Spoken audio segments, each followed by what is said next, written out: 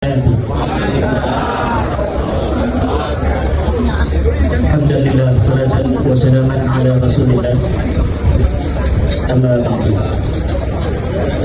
Abdul Mukarramin Abah Haji Syekh kembali Rais Syria di Nahdlatul Ulama di Hafizah Banten, Nabi Hafiz Kiai Haji Hafiz Gunawan, Ketua PWNU Banten, Khatib Kiai Husnul Aqid, Sekretaris PWNU Kiai Haji Ahmad Nuri, Ketua Majelis Ulama Indonesia Provinsi Banten Dr. Kiai Haji Bajari Syam, Ketua FKUB Abah Kiai Haji Ramli, Kiai Haji Khazin Al-Asrar, Kiai Haji Sibra Malisi, para Kiai Adi dan seluruh para Kiai yang hadir yang tidak dapat saya sebutkan satu persatu dalam kesempatan yang sungguh indah, kesempatan bersejarah 103 tahun versi Hijriah dan 100 tahun versi Miladiyah. 26 Januari 2026 adalah masa yang bersejarah secara Miladiyah, di mana 100 tahun yang lalu orang-orang tua kita, guru-guru kita, wali-wali Allah, kekasih-kekasih Rasulullah, Mbah Hashim Ash'ari, Mbah Abdul Wahab Hasbullah, Mbah Bisri Sansuri, dan seluruh para muassis berkumpul di Surabaya untuk melembagakan agama Islam yang dibawa oleh para wali-wali songo yang bermanhaj ahli sunnah wal jamaah. Amaliyah Islam semacam itu telah ada ratusan tahun sebelum Nahdlatul Ulama ini didirikan. Jadi Mbah Hashim Ash'ari, Mbah Wahab Hasbullah, Mbah Bisri Sansuri wa ghairihim radhiyallahu ta'ala anhum itu menyatukan gerak, menyatukan suara, mengikat sesuatu yang telah ada sebelumnya, yaitu Islam yang telah dibawa oleh wali-wali songo itu. Bahkan dalam penemuan sejarah terbaru, Islam telah masuk ke Nusantara ini pada 70 Hijriah. Bayangkan Islam sudah masuk ke Nusantara ini 70 Hijriah. Dan ini ada contemporary record, ada bukti sezaman. Apa bukti sezamannya? Al-umlatil lati wajadnaha fi Sumatera. Koin uang yang kita temukan di Sumatera yang angka tahunnya adalah 70 Hijriah. 70 Hijriah ini adalah pada masa Bani Umayyah. Pada masa Bani Umayyah, para penyebar agama Islam, para wali-wali, para duat telah datang ke tanah Nusantara untuk menyebarkan agama Islam.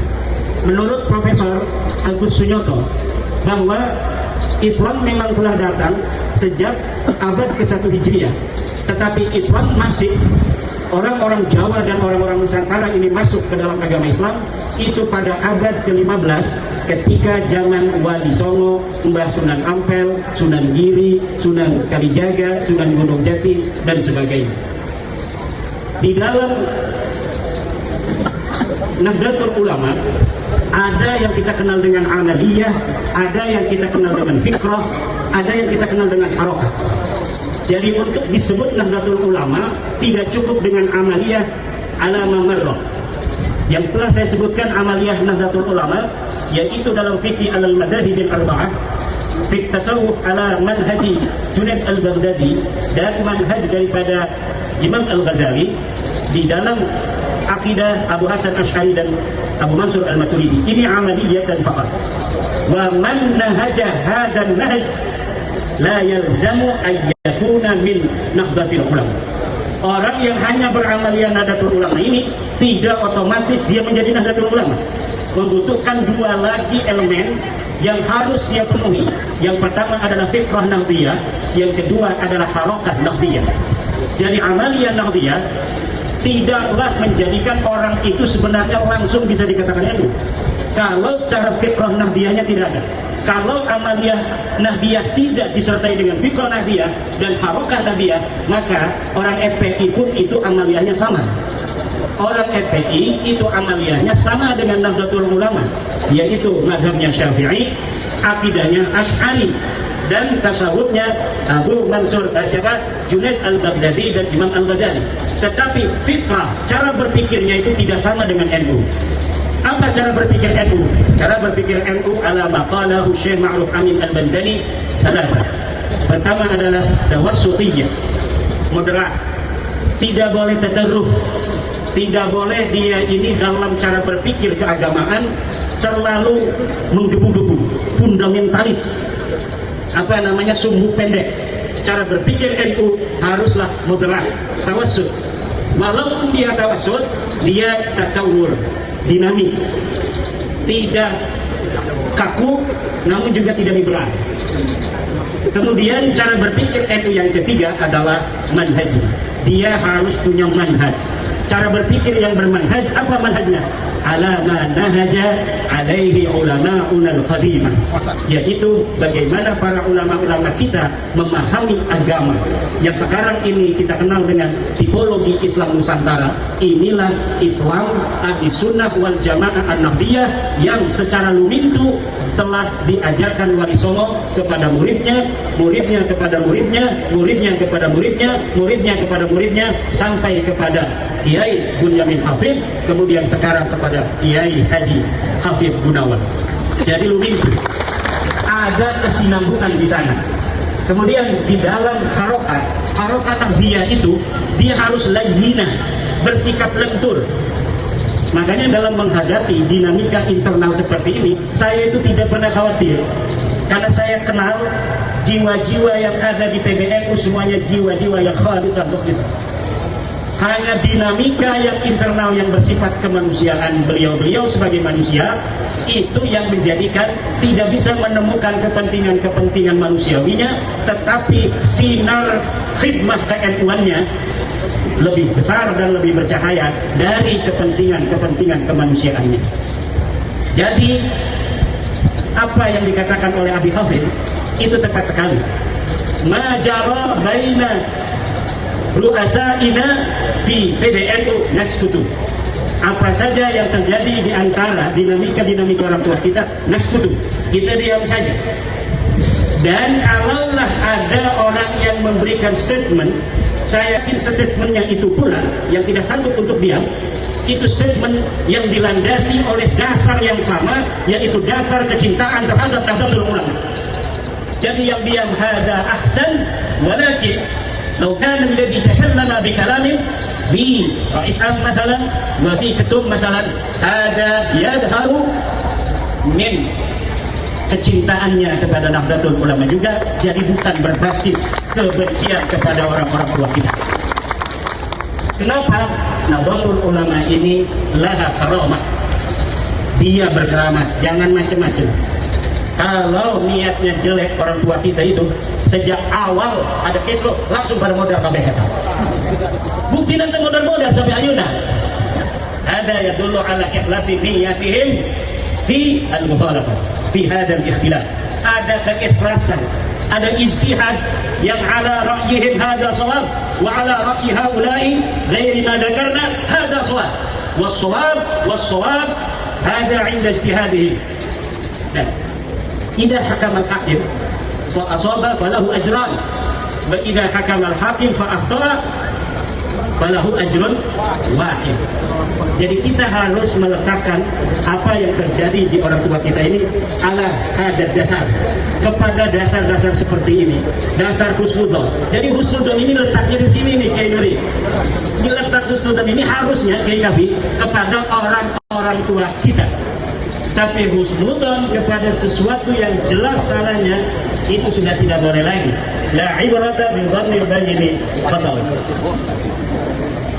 Selamat datang kepada Wakil Gubernur Banten, Bapak Dimyati Natakusuma. Kalian tafadhal. Masih ada waktu? Berapa menit lagi? Masih ya? Ada ulama mengatakan Nahdlatul Ulama rohun min jasadi ahli sunnah wal jamaah di Indonesia, bahwa Nahdlatul Ulama adalah roh bagi ahli sunnah wal jamaah yang ada di Indonesia. Nahdlatul Ulama hiya rohun min jasadi ahli sunnah wal jamaah di Indonesia. Nahdlatul Ulama adalah ruh bagi jasad ahli sunnah wal jamaah di Indonesia. Di Indonesia ini jasad ahli sunnah wal jamaah yatamassalu ala suratil mukhtalifah. Ada yang dia ngaku ahli sunnah wal jamaah tapi rupanya kayak Wahabi. Ada yang mengaku ahli sunnah wal jamaah tapi rupanya kayak FPI, mengaku ahli sunnah wal jamaah juga. Mengaku ahli sunnah wal jamaah rupanya kayak HTI. HTI juga sebagian. Ba'dul HTI yatamassalu bi surati ahli sunnah wal jamaah. Tetapi ruh dari seluruh yang mengaku ahli sunnah wal jamaah itu adalah Nahdlatul Ulama. Apabila ruh daripada ahli sunnah wal jamaah ini yaitu Nahdlatul Ulama terjadi sesuatu, maka terjadi sesuatu pula yang lebih buruk dari ahli sunnah wal jamaah yang ada di Indonesia. Dan hari ini ibu-ibu perlu tahu, tenang, ini jangan lihatin saya dan tenang ini. Tenang, ahli sunnah wal jamaah itu mayoritas di Indonesia. Umat Islam mayoritas. Berapa umat Islam di Indonesia? 87%. Berapa 87%? Itu sama dengan 244 juta dari 280 juta penduduk Indonesia. Berapa menurut Al-Fala Riset? Al-Fala Riset 2017 dan 2023 mengadakan survei. Berapa dari umat Islam yang mengaku Nahdlatul Ulama? Berapa hasilnya? 56% orang mengaku dekat dengan Nahdlatul Ulama dan 40% dia mengaku anggota daripada Nahdlatul Ulama. Dan ini di Banten. Selain dari apa yang telah disurvei secara nasional, disurvei setiap provinsi. Banten berapa hasilnya? Walau di Banten ada ormas Islam yang lain, hasil di Banten itu lebih dari 90% umat Islam Banten mengaku Nahdlatul Ulama. 90%. Ini luar biasa. Padahal di Banten ada 2 ormas lagi yang lahir di Banten. Tetapi ketika disurvei, yang mengaku Nahdlatul Ulama itu 90%. Sumber daya yang ada ini, Yai Hafid, kalau ini dirawat, dipupuk, dan diberdayakan dengan baik demi kepentingan bangsa Indonesia seluruhnya atau penduduk Banten seluruhnya selain dari Nahdlatul Ulama, maka akan menciptakan kedamaian dan ketentraman yang tiada tara. Kenapa di Banten jarang terjadi hal-hal yang tidak diinginkan? Karena tinggal masalah keagamaan ngebel ketua PWNU. Insya Allah beres. Nanti ketua PWNU ngebel ketua FKUB. Ketua Basnas, Profesor Wawan dibel juga. Nanti ngebel ketua Muhammadiyah, ngebel ketua Matlal Anwar, ngebel ketua Al-Khairiyah. Duduk bareng beres. Tapi kalau Nahdlatul Ulama belum dibel, ini belum beres-beres. Kenapa? 90% yang ada di belakangnya belum disentuh. 90%. Dan ini bisa disurvei kembali oleh pemerintah Provinsi Banten. Kalau ingin mengetahui dinamika keagamaan berbasis daripada ormas keagamaan yang ada di Banten dalam segi jumlah daripada ormas itu. Makanya perhatian pemerintah terhadap warga Banten ketika ada program itu. Kalau berkaitan dengan keagamaan, bicara dengan PWNU. Kira-kira baik apa tidak begitu? Kenapa? Karena dalam ilmu sosiopolitik yang berlandaskan asabiyah, yang berlandaskan mayoritas, bahwa apabila mayoritas itu dijaga dan mayoritas ini dapat diberdayakan untuk menjaga yang minoritas, maka keadaan negara, keadaan bangsa itu akan menjadi aman dan tentram. Jadi mayoritas apabila sudah setia sekadar tentang NKRI selama itu. Dan sekarang ini Nahdlatul Ulama telah berkali-kali menegaskan bahwa Nahdlatul Ulama tidak tertarik dengan ide-ide syariat Islam untuk Indonesia. Dan ini perlu untuk dicatat pada negara. Bahwa bagi kita Nahdlatul Ulama Indonesia dengan Republik Indonesia seperti sekarang ini bersifat final. Dan siapa saja yang menginginkan Indonesia ini berbeda dengan kesepakatan orang-orang tua kita, the founding father, dia adalah musuh-musuh Nahdlatul Ulama. Orang, organisasi yang menginginkan nilai-nilai syariat Islam yang mayoritas ini kemudian diwajibkan untuk menjadi negara itu berasaskan Islam misalnya, maka ini tidak sesuai dengan the founding father kita daripada pendiri-pendiri bangsa dan negara Indonesia tahun 1945. Dan alhamdulillah sekarang ini ketika Nahdlatul Ulama telah menegaskan itu, berbagai macam gerakan-gerakan yang ingin mengganti dasar negara Kesatuan Republik Indonesia ini satu persatu patah sayapnya, satu persatu patah kakinya, dan sampai kapanpun selagi Nahdlatul Ulama ini bertekad yang sama dengan founding father kita, dan ini kewajiban daripada kader-kader Nahdlatul Ulama, bahwa NKRI adalah harga mati, bahwa Pancasila adalah dasar negara yang harus dipertahankan selamanya. Kalau orang-orang yang gatal-gatal ingin menerapkan syariat Islam, itu orang yang belum pengalaman pergi ke luar negeri. Kalau orang yang sudah pengalaman pergi ke luar negeri atau membaca bagaimana nilai-nilai keagamaan yang diterapkan di negara yang berbasis agama, seperti di Iran, seperti di Mesir, Malaysia sekarang ini mulai ke arah situ, maka kebebasan beragama menurut ajaran Islam yang berbagai macam tafsir dan mazhab ini akan terancam. Kita misalnya mau menerapkan syariat Islam. Syariat Islam yang mana? Versi PKB apa versi PKS? Misalnya sepakat nih, PKB, PKS sepakat, oke, kata PKB kita terapkan syariat Islam. Maksudnya kata PKS, syariat Islam yang mana bapak PKB? Ya, setiap acara, upacara Republik Indonesia Agustus harus hadarat dulu. Karena yang dipahami syariat Islam PKB hadarat. Itulah syariat Islam. Kalau ada yang mati, istrinya pejabat harus tahlilan 40 malam. Kata PKS, kok begitu? Iya. Terus, wahai Kang PKS, apa yang kau pahami tentang syariat Islam? Syariat Islam bagi kami adalah kalau taraweh harus 8 rakaat, witir 3 rakaat. Itu kata PKS. Nah, kalau begini yang terjadi, yang ada tidak akan ada ketentraman, tapi antara umat Islam sendiri nanti akan kabariyat.